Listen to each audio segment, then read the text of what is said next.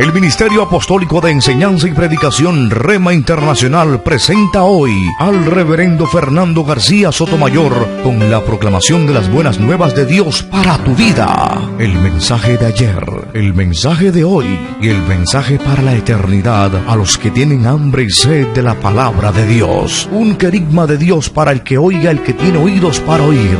Escuche el dabar del Eterno a las naciones. Ahora es el tiempo para recibir el rema del Espíritu Santo a tu espíritu. Escuchemos con fe la memra del Señor para el alma. Dice la palabra de Dios en el Santo Evangelio según San Marcos, capítulo 9, los versículos 30 al 32. Evangelio de Marcos, capítulo 9, versículos 30 al 32. Leo la Sagrada Escritura en la versión Reina y Valera del año 1960, con la bendición de nuestro Señor sobre nuestras vidas.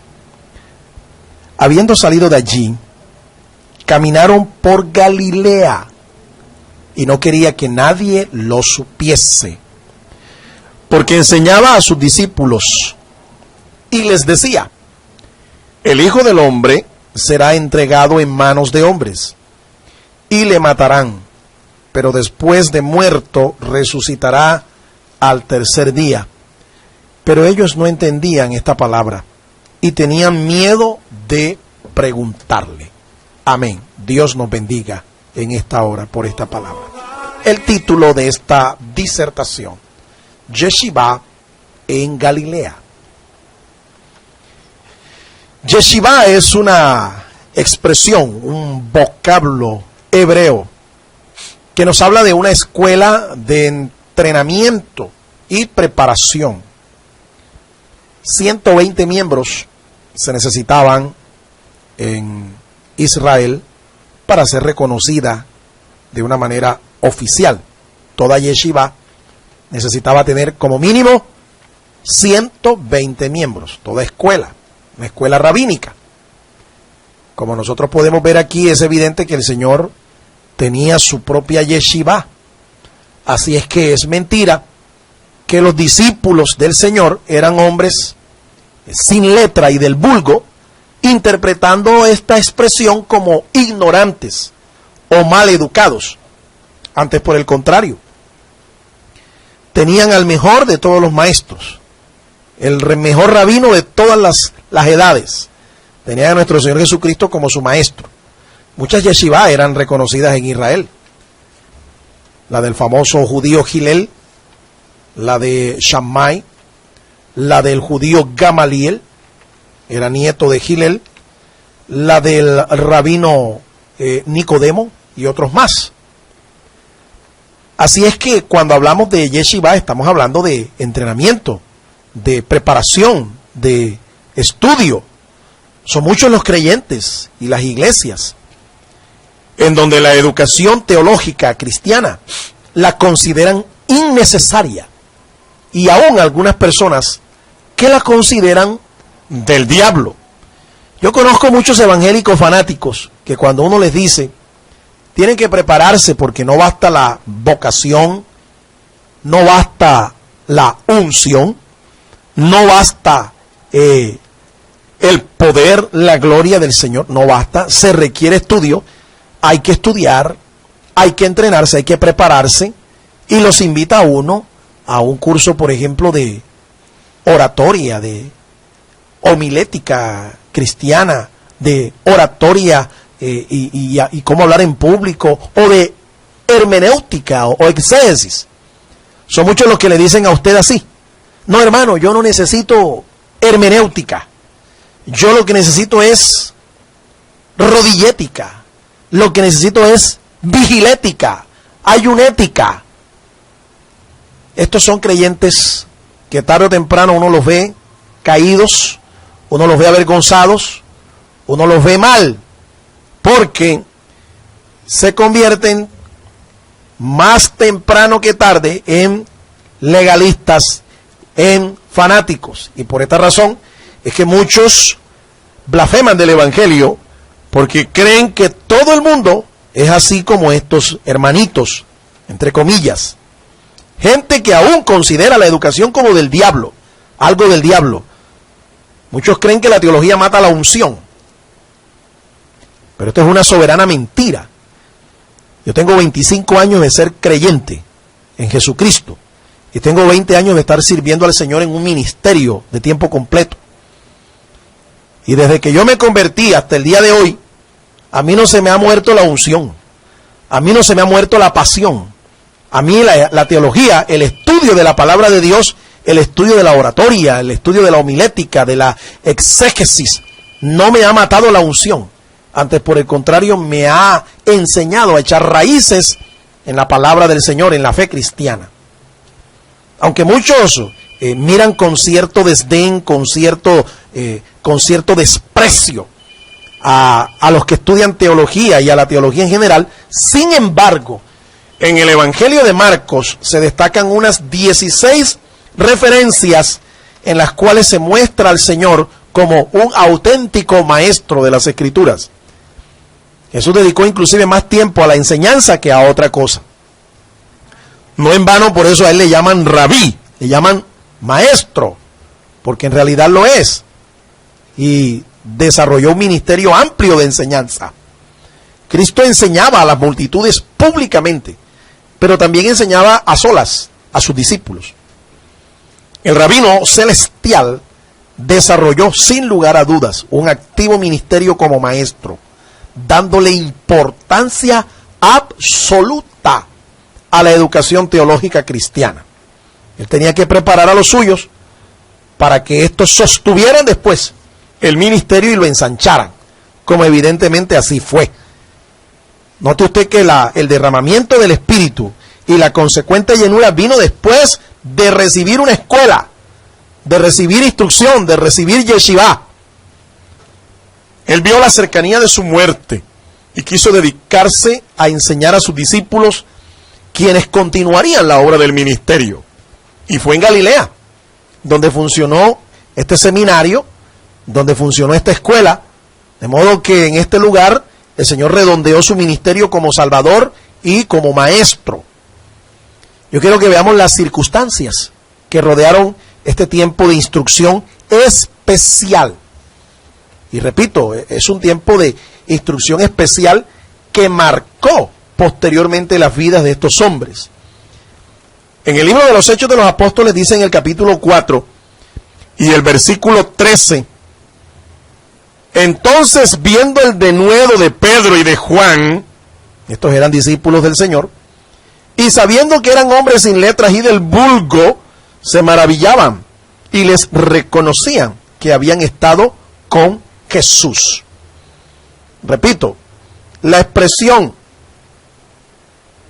del vulgo, la expresión sin letras no significa que eran analfabetas o incultos, no.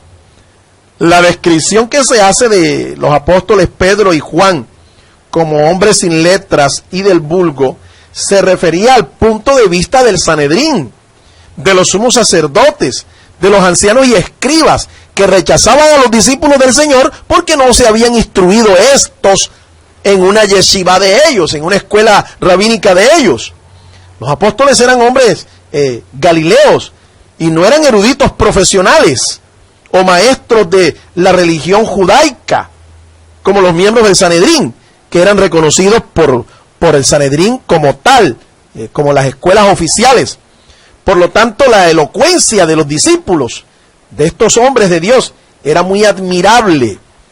Pero eso no significa que la yeshivá del Señor no haya sido oficial. Se requerían 120.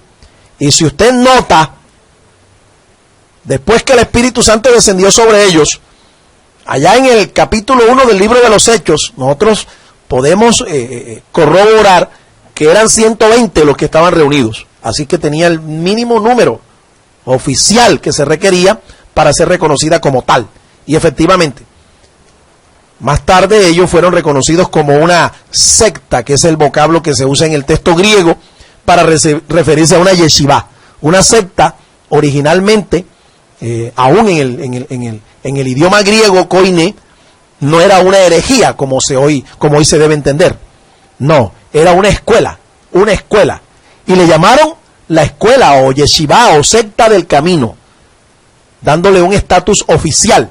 De modo que sáquese ya de la mente la idea de que los discípulos no estudiaron o que no necesitaban estudiar. Eso es una mentira de Satanás. Eso es para que usted se vuelva un fanático. Y Satanás se ríe de los fanáticos. A él le encanta, le fascina conducir a estos creyentes que están llenos del Señor, pero que desdeñan, desprecian el estudio de la palabra para convertirlos tarde o temprano en fanáticos. Yo quiero que veamos las circunstancias que rodearon este tiempo de instrucción especial a la que fueron sometidos los discípulos del Señor. En primera instancia, dice el texto, que ellos caminaron por Galilea. Caminaron por Galilea. Era necesario salir de tanta actividad. Ellos estaban ocupados juntamente con el Señor en el ministerio. Todo su tiempo lo invertían en las ocupaciones propias del ministerio. Pero en medio de tanta actividad no se podía estudiar. Así que por eso fue necesario que ellos se retiraran un poco al norte de Israel, a las regiones norteñas de Galilea, para dedicarse a ser instruidos. Mire, mi amado hermano, a veces tanto activismo es nocivo.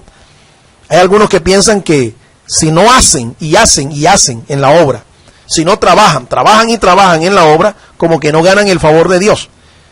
Algunos inclusive se excusan diciendo que no tienen tiempo de entrenarse, de prepararse, de estudiar, porque están ocupados en la obra.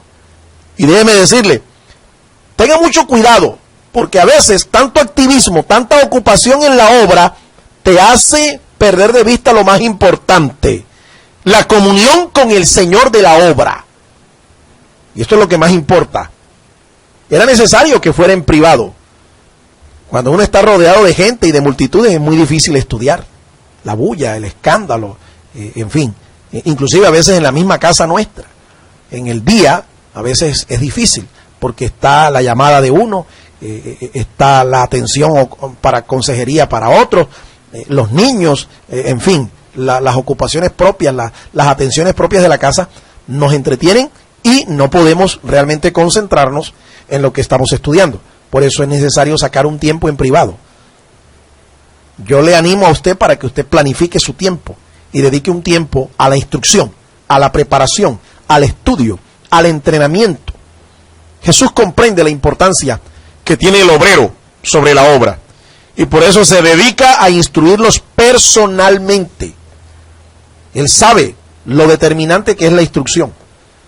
Pablo, el apóstol inspirado, nos dice en su segunda carta a Timoteo, el capítulo 2 y el versículo 15, procura con diligencia presentarte a Dios aprobado como obrero que no tiene de qué avergonzarse, que usa bien la palabra de Dios, la palabra de verdad. Escúcheme, es más importante el obrero que la propia obra. Es más importante lo que tú llegues a hacer en el Señor que lo que tú llegues a hacer por el Señor. Es mucho más importante. Por eso no puedes descuidar tu tiempo de instrucción. Tienes que planificarlo. Tienes que apartar el tiempo. En otras palabras, es necesario que camines por Galilea para ser instruidos por el Señor. Caminar por Galilea es eso. Sacar un tiempo para dedicarse a ser instruidos, a ser enseñados en la palabra de Dios por ministerios reconocidos, maestros reconocidos, como lo fue el Señor y como lo son los maestros del Señor en el día de hoy. El ministerio del maestro es un ministerio que se mira con mucho desprecio en el día de hoy. No solo en el mundo secular, sino aún en medio de la iglesia. Algunos creen que el maestro es alguien que tiene menos rango o menos unción o menos dignidad que la de un pastor o la de un apóstol. Están completamente equivocados. Es más, este es el producto de la ignorancia en que están. El apóstol Pedro dice en su segunda de Pedro, en su segunda carta, capítulo 1, dice así los versículos 5 al 7. Vosotros también, poniendo toda diligencia, por esto mismo añadid a vuestra fe virtud, a la virtud conocimiento, al conocimiento dominio propio, al dominio propio paciencia, a la paciencia piedad, a la piedad afecto fraternal y al afecto fraternal amor. Note usted, esto es una escala, esto es un proceso. No basta con ser virtuoso, no basta con ser una persona devota, No basta con ser una persona espiritual o buscar solo la unción y ser un creyente con devocionalmente fogoso. No, hay que añadirle conocimiento al asunto. En el capítulo 3 de esta misma carta del apóstol Pedro, el versículo 18, escuche cómo dice el gran apóstol de Dios: antes bien, creced en la gracia y el conocimiento de nuestro Señor y Salvador Jesucristo. A Él sea gloria ahora y hasta el día de la eternidad. Amén. Note, hay que crecer en la gracia, o sea, en lo que es espiritual, en lo que es devocional, pero también en el conocimiento. Y la mejor manera de crecer en el conocimiento del Señor es a través del estudio de la palabra. Esa es la mejor manera. Yo no conozco todavía una iglesia, un ministerio. Yo no conozco todavía personas que se sostengan 25 años con su fe intacta en Cristo y creciendo, que hayan vivido o se hayan apoyado en visiones, en profecías, en sueños o en una vigilia, en un ayuno. No, esto es importante, déjeme aclararle. Pero más importante es que usted eche raíces en la palabra, porque es la palabra de Dios la que verdaderamente se constituye en una roca en la que nosotros podemos apoyarnos y permanecer en el Señor. Segundo, Él enseñaba a sus discípulos. Su enseñanza se centraba en su muerte cruenta que ya se acercaba. El contenido de la enseñanza de nuestro Señor Jesucristo a sus discípulos contemplaba su muerte. Estaba profetizado y ya se acercaba. Jesús sabía, entendía los tiempos y era un hombre que tenía sentido de misión y de destino. Él sabía, sus días los tenía bien contados. Por eso procuró enseñarles a ellos acerca de su muerte, porque la fe cristiana tiene un pilar fundamental. Uno de ellos, uno de estos pilares fundamentales es la doctrina de la muerte de Cristo. Cristo murió, tenía que morir para que nuestros pecados fueran perdonados por medio de su ofrenda. Si no hay muerte de Cristo, no hay expiación. Algunos dicen y se burlan de este cuadro bíblico diciendo que Jesús no murió, sino que se desmayó. Y que sus discípulos embolataron a la multitud, engañaron a la multitud, o que sufrieron de alucinaciones. Nada de esto es cierto, estos son falsedades. La enseñanza de la muerte de Cristo es crucial para la fe cristiana. Su doctrina apuntaba también a la resurrección. Así como murió conforme a las Escrituras, resucitó también conforme a las Escrituras. Así que la muerte y la resurrección de Cristo conforman la base de la doctrina cristiana evangélica. Un ministerio, iglesia, pastor, apóstol, profeta, evangelista, llámese como se llame, que enseñe que Jesucristo no murió, ni que tampoco resucitó, es un falso maestro, es un falso ministro, es un falso apóstol. ¿Puede usted entonces explicar las doctrinas más importantes y básicas de su fe a otros? ¿Por qué le hago esta pregunta? Porque nosotros como discípulos de Cristo, si queremos realmente madurar en la fe, tenemos que aprender, conocer, retener y poder explicar a otros cuáles son las doctrinas básicas de la fe. Y usted de pronto se preguntará, ¿y cuáles son esas doctrinas básicas de la fe? Déjeme decirle, hay un ABC de la doctrina, hay unos primeros pasos, hay unos rudimentos de la doctrina, que todo creyente cristiano, todo discípulo del Señor, todo aquel que dice que tiene fe en Cristo, debe saber explicar a otros. ¿Cuáles son esas doctrinas? Están en la carta a los Hebreos capítulo 6. En los versículos 1 y 2, el escritor inspirado dice, escuche con mucha atención: por tanto, dejando ya los rudimentos de la doctrina de Cristo, vamos adelante a la perfección, no echando otra vez el fundamento del arrepentimiento de obras muertas, de la fe en Dios, de la doctrina de bautismos, de la imposición de manos, de la resurrección de los muertos y del juicio eterno. En estos dos versículos está el ABC de la doctrina cristiana, los primeros pasos, como quien dice, la cartillita de primaria de nuestra fe. ¿Cuáles son esas doctrinas? Aquí bien claramente el escritor nos dice: número 1, el arrepentimiento. Número 2, la fe en Dios. 3, la doctrina de bautismos. 4, la imposición de manos. 5, la doctrina de la resurrección de los muertos. Y 6, la doctrina del juicio eterno, de las cuestiones del futuro, de las doctrinas que nos enseñan acerca del porvenir. Eso se llama en teología escatología, el estudio de los eventos del porvenir. Le pregunto a usted nuevamente, ¿usted es capaz de explicar claramente estas doctrinas que son básicas, primarias, fundamentales, a uno que demande razón de la fe que hay en usted? Ahora, y quiero decirle, hablar de doctrina significa por lo menos que usted sepa explicar 3 versículos. 3 versículos que hablen de cada una de estas doctrinas. Si usted no es capaz de sustentar su fe bíblicamente con 3 pasajes bíblicos, quiero decirle a usted que usted es un niño espiritual.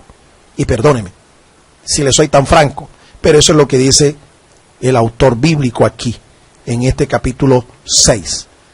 Antes de esos pasajes que leímos, dice en el contexto, capítulo 5, versículos 12 en adelante: porque debiendo ser ya maestros después de tanto tiempo, tenéis necesidad de que se os vuelva a enseñar cuáles son los primeros rudimentos de las palabras de Dios.